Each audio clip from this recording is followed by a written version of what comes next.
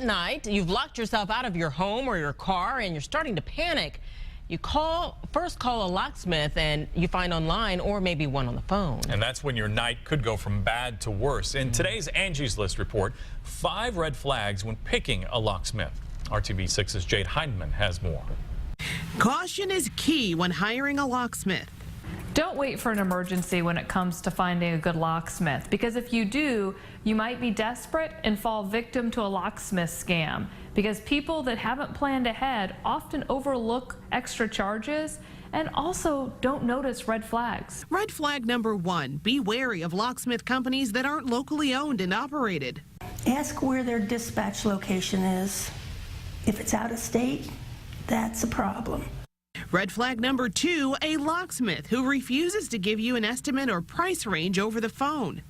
When interviewing your locksmith, make sure you understand any extra fees that might be associated with hiring them. For example, do they charge extra for a late night visit?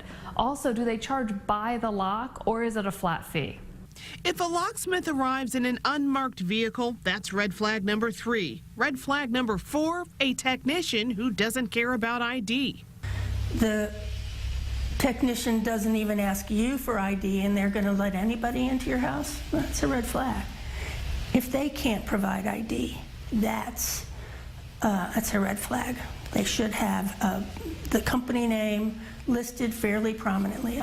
And finally, red flag number 5, a locksmith who immediately says he or she needs to drill your lock. That should be the last resort, not the first. A professional locksmith has the tools that they need. They have the training, the experience. Frankly, they take a lot of pride in being able to get into your lock without doing damage.